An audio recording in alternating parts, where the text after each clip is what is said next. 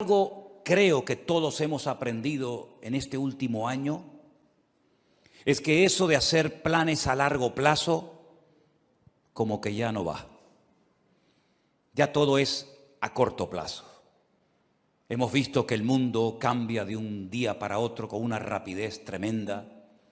Hemos visto cómo la economía, las familias, las naciones, todo cambia con una rapidez tan brutal que eso, ya digo, de hacer planes a largo plazo, pues como que ya no va con nosotros. En aquellos tiempos de la Biblia en los que se escribió esta carta, el Imperio Romano no paraba de conquistar nuevas tierras. Y cuando conquistaba nuevos territorios, Roma tenía la costumbre de levantar nuevas ciudades y de invitar a la gente alrededor o de otras naciones a que fueran a vivir a esas ciudades. Y muchos judíos iban, porque el Señor les dio a ellos la capacidad de hacer negocios y de ganar dinero. Y muchos judíos iban a esas ciudades recién inauguradas para empezar una vida nueva. Y hacían planes, sobre todo con el objetivo, con la intención de ganar dinero, de hacerse ricos rápidamente, porque montarían el primer negocio de lo que fuera y lógicamente la gente tendría que recurrir a él para comprar lo que fuera. Y Santiago, observando la costumbre que había en aquella época de buscar nuevos territorios, nuevos lugares para empezar una vida nueva y ganar dinero rápidamente, fácilmente, dirige estas palabras específicamente a ese tipo de personas. Esas personas que hacían planes sin consultar con Dios. Esas personas que hacían planes a largo plazo y no metían a Dios en sus planes, sino que tenían como una especie de agenda, pero Dios no aparecía por ninguna parte. Y hay una clarísima advertencia para nosotros los creyentes hoy en día acerca de no hacer planes a largo plazo, porque es perder el tiempo. Y sobre todo cuando no consultamos con Dios, podemos correr graves peligros. ¿Qué es la vida? Es el título del mensaje de hoy. Santiago dice que la vida es como una neblina que aparece por un poco de tiempo y cuando te das cuenta se ha desvanecido y se ha ido para siempre. La semana pasada fui a un tanatorio a darle la despedida a un hermano mucho más joven que yo, que tuvimos la oportunidad de conocerlo con 14 años y llevarlo a los pies de Cristo, y por un tumor que tenía en su cabeza, pues ya en este momento no está entre nosotros, sino que está en la presencia del Señor. Y algunos de ustedes lo conocieron, porque durante algún tiempo fue el batería de esta congregación, de esta iglesia, nuestro hermano Santi, que partía a la presencia del Señor la semana pasada. Y uno dice, Señor, una persona joven, una persona tan noble, ya no está entre nosotros, ¿verdad? La última vez que lo vi, me lo encontré en un centro comercial junto con su esposa. Nos saludamos y me pidió allí en el pasillo de ese centro comercial que orara por él. Y esa fue la última vez que lo vi. Y la próxima vez cuando supe algo de él es que ya no estaba entre nosotros. Y uno se queda como sorprendido, ¿verdad? Lo rápido que le pasó la vida a este hermano. Pero esta semana, una hermana desde Bélgica, un matrimonio precioso con su niño, que han viajado en varias ocasiones con nosotros a Israel, me mandaba un WhatsApp pidiéndome oración por su marido, que necesitaba urgentemente un milagro en su vida. Lo llamé, él está en el hospital, o estaba en el hospital, hicimos una videollamada, nos vimos, y le han diagnosticado un cáncer y le han dado 3 meses de vida. Un hermano que fue al médico, se encontraba mal y el médico le dijo, esto es lo que tienes y no hay nada que hacer. Y pensando en todo esto, leyendo estos versículos, yo decía, Señor, hacer planes hoy en día a largo plazo, ¿para qué sirve? Si capaz que hoy es el último culto que estamos aquí. ¿Quién sabe lo que nos depara la vida? ¿Quién sabe cuánto tiempo nos queda? ¿Quién sabe si algunos de los que están aquí tal vez no llegaremos a fin de año? Solamente Dios lo sabe. Él es el que da la vida y el que la quita cuando quiere y como quiere. Y muchas veces observo a creyentes cómo oran, cómo organizan su vida, y me doy cuenta de que sin darnos cuenta podemos caer en el error de hacer planes y proyectos y llenar la agenda con actividades.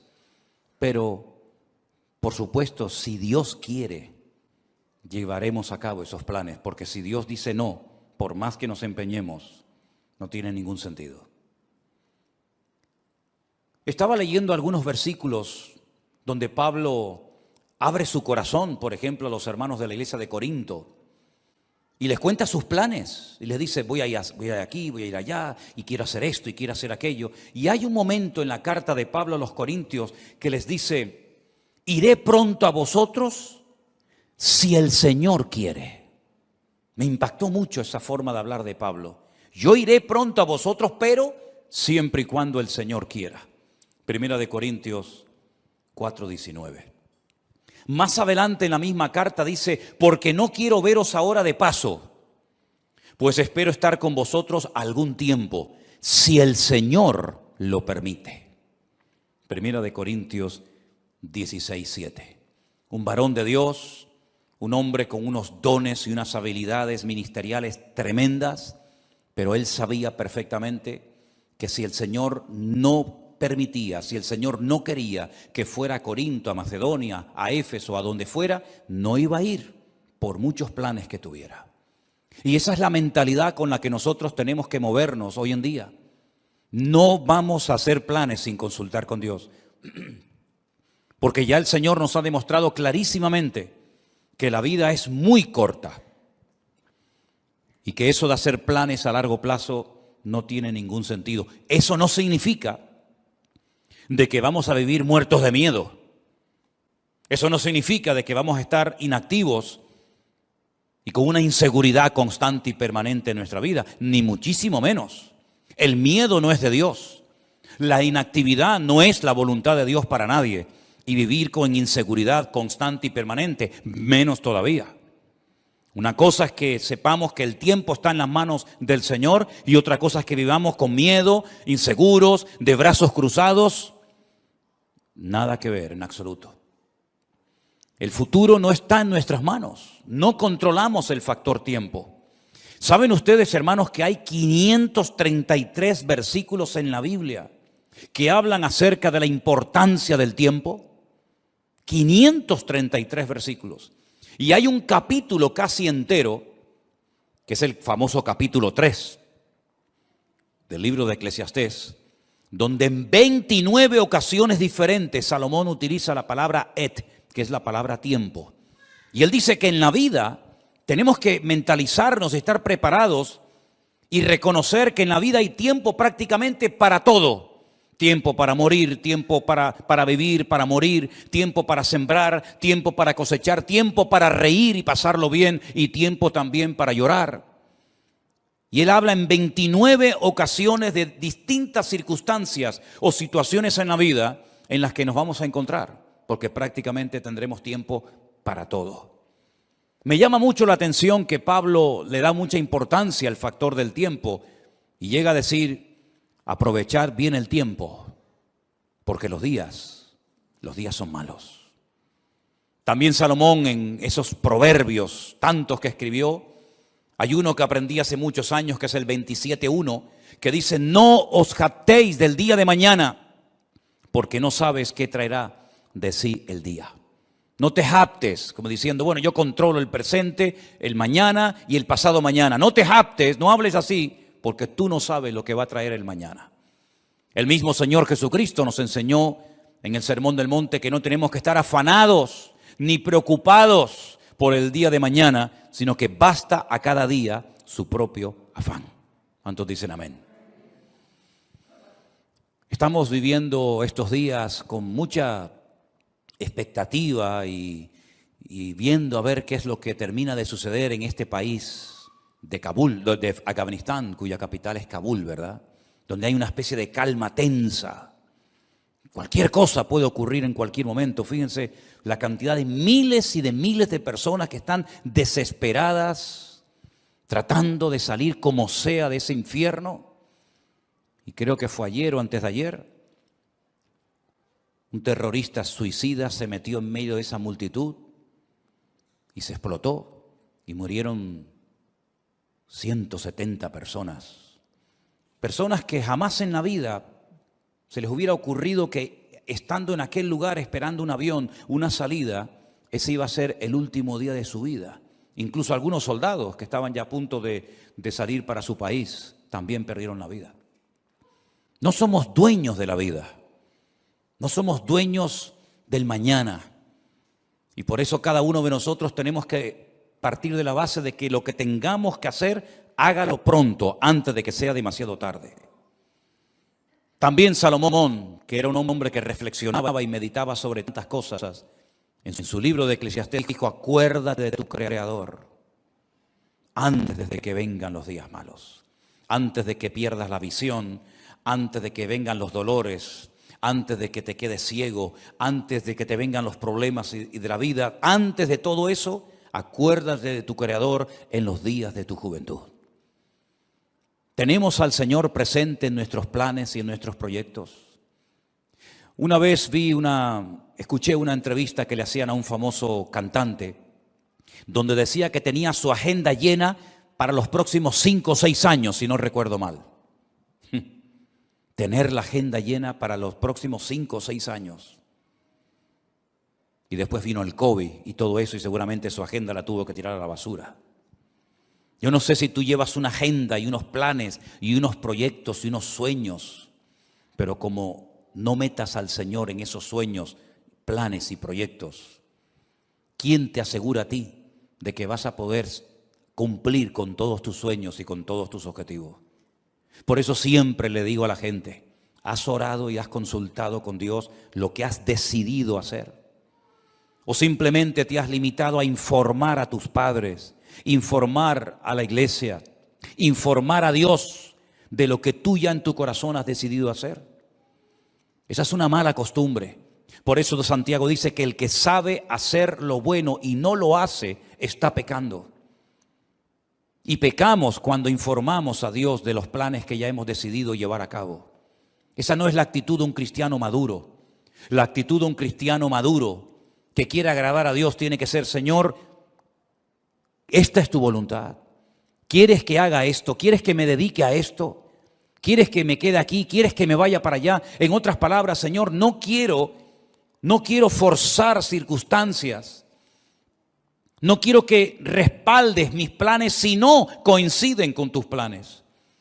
Que no se haga nunca nuestra voluntad, sino la de Dios en nuestras vidas. ¿Cuántos dicen amén? La vida se pasa volando.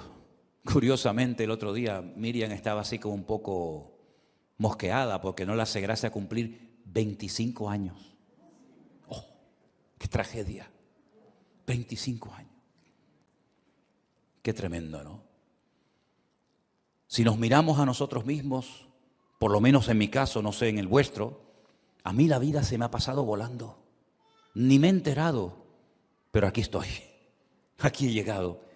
Pero tal vez por la actividad, tal vez porque hemos estado siempre metidos en las cosas del Señor y no hemos tenido prácticamente tiempo para aburrirnos. La vida pasa tan rápidamente que ahora te paras y dices: Señor, me queda menos de lo que ya he vivido. Incluso en el ministerio, a menos que Dios te dé una fuerza de un toro, lógicamente siempre le queda a uno menos vida de la que ya ha vivido cuando uno llega a ciertas edades, ¿verdad? Por eso qué importante ahora más que nunca, y sobre todo los jóvenes, los que todavía teóricamente tenéis muchos años por delante, que se acostumbren a consultar con el Señor todos los pasos que queréis dar. Porque nadie de nosotros está vacunado en contra de errores, en contra de equivocarnos, sino más bien todo lo contrario.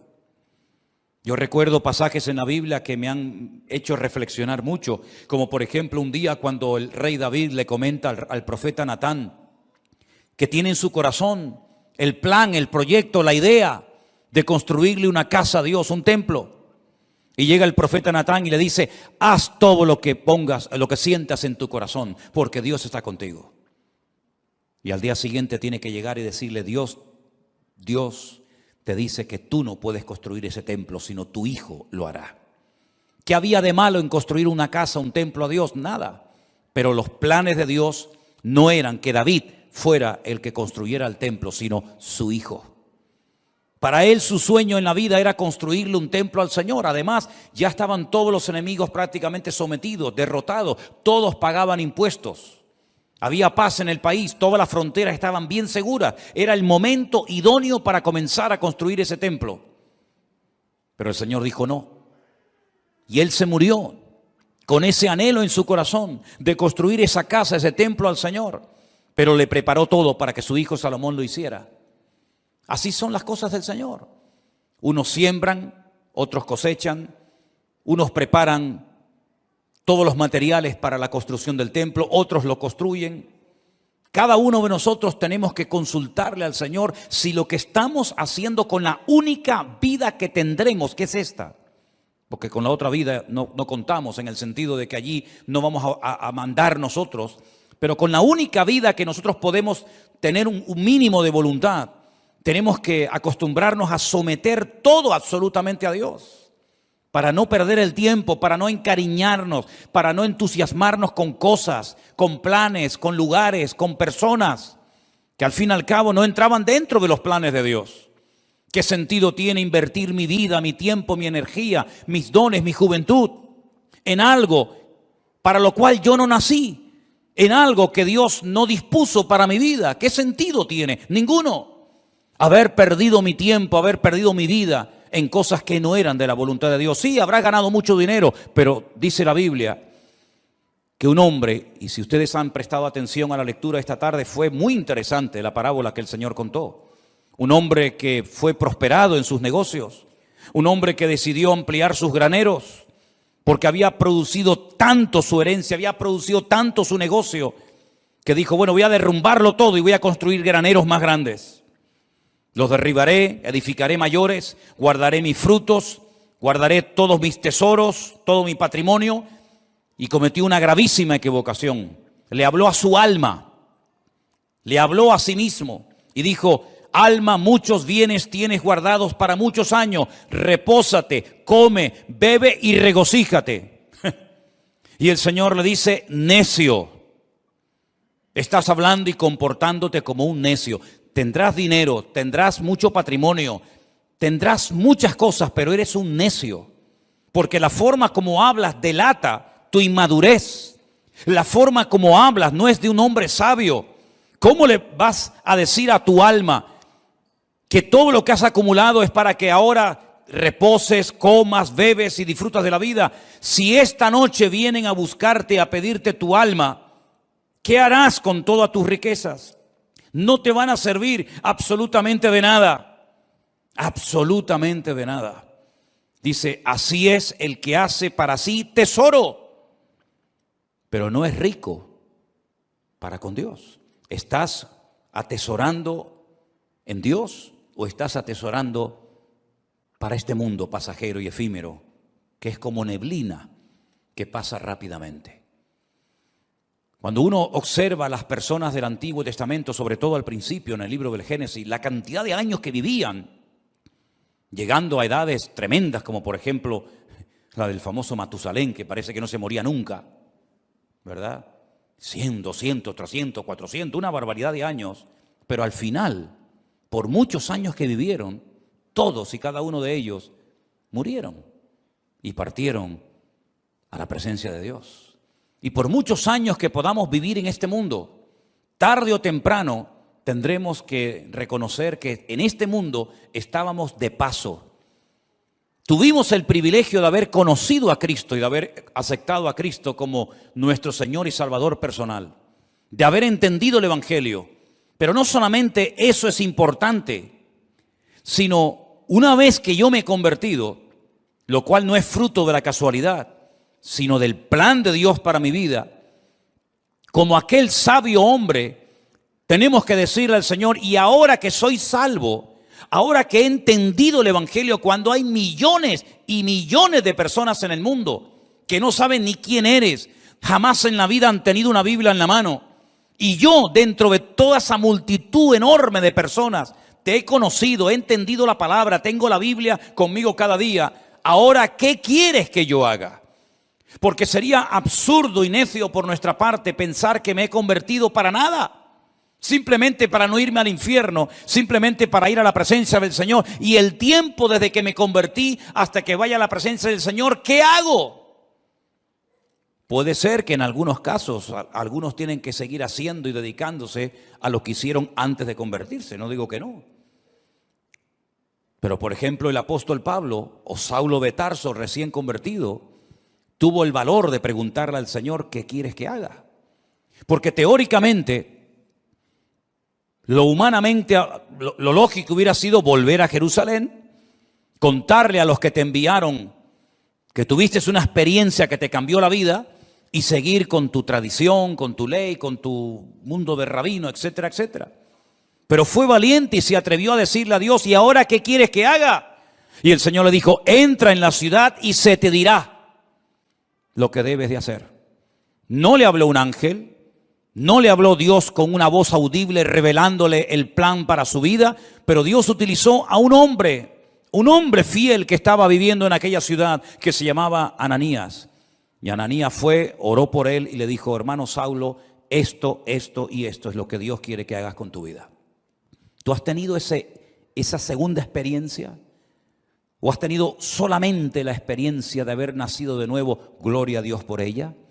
¿O has tenido la segunda experiencia de decir, no solamente me convertí, sino que además esperé en el Señor y el Señor me reveló cuál era su voluntad para mi vida? Yo sí la tuve, tanto la primera como la segunda. Le dije una noche al Señor, muy joven, ¿qué quieres hacer con mi vida? Y Él puso en mi corazón y las puertas se me abrieron y las circunstancias se dieron para que yo me preparara. Y en los últimos 40 años de mi vida he estado sirviendo a Cristo, lo cual ha sido la mejor decisión que he tomado en toda mi vida. Y lo que lamento es que no podré tener tal vez otros 40, 50 o 60 años sirviendo al Señor, porque hay tanto por hacer. Hay tantas vidas que aún no han conocido a Cristo. Hay tanta palabra que aún queda por enseñar. Pero gloria al Señor que en la Biblia vemos que uno moría y Dios automáticamente levantaba a otro. Me imagino que para el pueblo de Israel habrá sido una tragedia, una pérdida tremenda el haber perdido a Moisés, porque además ni pudieron enterrarlo, porque se fue una mañana a orar al monte y nunca más volvió, porque dice que Dios lo enterró y nadie sabe dónde Dios lo metió. Y me imagino que algunos habrán dicho, ¿y ahora qué hacemos? El Señor levantó a otro hombre llamado Josué. Amén, hermanos. Y Josué terminó la tarea que Moisés no pudo acabar, que era la de introducir al pueblo de Israel en la tierra prometida y después distribuir la tierra proporcionalmente a todas y a cada una de las tribus de las familias. Y cuando muere Elías, aquel hombre valiente, aquel hombre que Dios usó tanto, alguien habrá dicho, bueno, ¿y ahora? ¿Ahora cómo Dios nos va a hablar si no hay nadie? Claro que había alguien. Dios levantó a un Eliseo. La tragedia fue que cuando murió Eliseo no hubo otro que se levantara como él. Y hoy en día tenemos que partir de la base de que nos complementamos los unos a los otros. Y uno llega hasta un punto y el otro sigue de ese punto al siguiente y así sucesivamente. Y tenemos que pedirle al Señor, Señor, ¿para qué me has traído a este país? ¿Para qué me has traído a esta iglesia? ¿Por qué he conocido este ministerio? ¿Por qué te he conocido a ti? El otro día paseando por la calle, oía a algunas personas hablar y conversaciones y yo decía, Señor, no sé cómo hoy en día hay gente que es capaz de vivir sin Dios. Vidas huecas, vidas vacías, no tienen tema de conversación, siempre hablan de lo mismo. Pones la televisión y llega un momento que dices, Dios mío, me siento como un bicho raro. Todo lo que oigo es como en otra frecuencia completamente diferente a la que nos tenemos que mover los creyentes. Vemos una necesidad tremenda En Afganistán, wow, yo no hablo el idioma de ellos ni mucho menos, pero hasta te entran las ganas de decir, Dios mío, me gustaría ir para allá para poder evangelizarles y poder hablarles de Cristo, ¿no?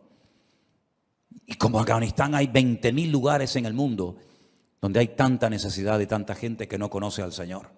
Y después por otra parte te encuentras a un montón de creyentes aburridos, que no le encuentran sentido a su vida, creyentes que pasan los días, las semanas, los meses y los años, y cuando no le duele aquí, le duele allá, y cuando no le duele allá, le duele por allá, y siempre soy yo, mi necesidad, mi economía, mi dolor, mi artrosis, mi artritis, mi no sé qué. Y yo digo, pero Dios mío, ¿cuándo nos vamos a dar cuenta de que no estamos en esta vida para perder el tiempo? Sino que estamos en esta vida para cumplir con el propósito por el cual tú permitiste que yo naciera y volviera a nacer de nuevo al conocerte a ti. ¿Qué es la vida? Neblina, lo dice bien claramente la palabra de Dios. Es una neblina cuando te das cuenta, llegas a los 25, a los 30, a los 40, a los 50, a los 60, a los 70, a los 80 y vamos a parar ahí. Y uno dice, ¿y qué son 80 años? ¿Qué son 90 años? Me acuerdo un día fui a ver a mi abuelo en los últimos días ya de vida que le quedaban. 106 años tenía en ese momento cuando hablé con él y se me queda mirando y me dice, ¿y yo por qué vivo tanto? ¿Por qué vivo tanto? No me muero nunca, me dice. He enterrado a todos mis amigos, he enterrado a montones de gente. Y se cumplió aquello que decía mi padre, el viejo, el abuelo nos va a enterrar a todos. Porque todos se morían menos él. Pero al final murió. Se le acabó la pila. Y uno dice, madre mía, 106 años. ¿Y qué son 106 años? No es nada, es neblina que pasó. Duró un poco más la neblina ese día. Pero al final la neblina terminó también disolviéndose. Hay un versículo en la Biblia, en el libro de Eclesiastés, vengan conmigo por favor al capítulo 3, muy interesante, donde Salomón, reflexionando acerca de lo que es la vida, las distintas circunstancias, momentos y experiencias que vamos a tener, él dice lo siguiente: ¿qué provecho tiene el que trabaja de aquello en que se afana? Eclesiastés 3:9. ¿Qué provecho tiene? ¿Cuál es el objetivo? ¿Cuál es la finalidad de aquello en lo que me afano? Dice Salomón, yo he visto el trabajo que Dios ha dado a los hijos de los hombres para que se ocupen de él. Todo lo hizo hermoso en su tiempo y ha puesto eternidad en el corazón de ellos, sin que alcance el hombre a entender la obra que ha hecho Dios desde el principio hasta el fin. Yo he conocido que no hay para ellos cosa mejor que alegrarse y hacer bien en su vida. Y también que es don de Dios que todo hombre coma y bebe y goce el bien de toda su labor. He entendido que todo lo que Dios hace será perpetuo. Sobre aquello no se añadirá, ni de ello se disminuirá, y lo hace Dios para que delante de Él teman los hombres. Aquello que fue, ya es, y lo que ha de ser, fue ya, y Dios restaura lo que pasó. Es como un círculo, ¿verdad? Unos van, unos vienen, unos mueren, unos nacen. Pero las lecciones que el Señor ha grabado a fuego en nuestros corazones en este último año, creo que no tenemos que olvidarlas nunca en la vida. Dios nos está dando oportunidades hoy en día más que nunca para que podamos hacer lo más importante que podemos hacer, que es servir a Dios, servir a su obra y dar la vida en rescate por muchos. ¿Cuántos dicen amén? Nadie de los que están aquí en esta tarde que ha conocido el Evangelio tiene por qué sentirse inútil, que no sirve para nada, que no está capacitado, que no sabe. Déjense de excusas, hermanos. Todos y cada uno de los que estamos aquí hemos sido llamados específicamente por el Señor. Primero para que le conociéramos a Él. Pero ya le conoces, ya está, gloria a Dios. Ahora cada día nos esforzamos, leemos la palabra, estudiamos, oramos, nos congregamos. Eso es normal en la vida de cualquier creyente, el crecimiento, el desarrollo, la madurez, ¿verdad? Pero la actividad propia de cada miembro es insustituible. Nadie puede ocupar tu lugar en el cuerpo, porque cada uno de nosotros tenemos una función que cumplir. Y la Biblia dice que una iglesia sana es cuando cada miembro reconoce para qué está en ese cuerpo, cuál es su función y cuál no es su función. A veces veo gente que se quiere dedicar a lo que Dios no lo ha capacitado, en vez de dedicarse y ocuparse a lo que Dios sí le ha capacitado. No tienen que imitar a nadie, no tienen que frustrarse diciendo, a mí me gustaría cantar o predicar o hacer o ser como aquella otra persona. No, porque no es así como tenemos que movernos en el reino. Tenemos que decirle al Señor, Señor, ¿cuál es mi función? Y dice la Biblia que hay miembros en el cuerpo que parece que no sirven para nada, pero a la hora de la verdad son a veces los más necesarios. Y hoy en día necesitamos un ejército de hombres y mujeres que pasen tiempo orando a Dios. Hay tantas necesidades.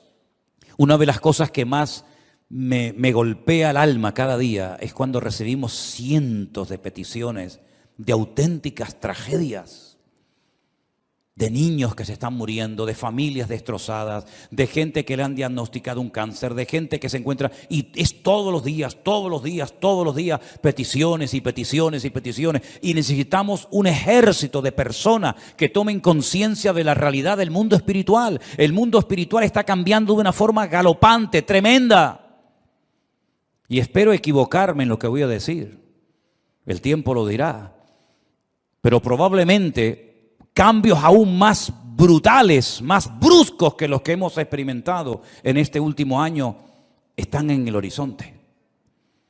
Desde hace años, simplemente para ponerles un pequeño ejemplo, desde hace años Israel viene advirtiendo al mundo del peligro de que una nación árabe se haga con armas atómicas.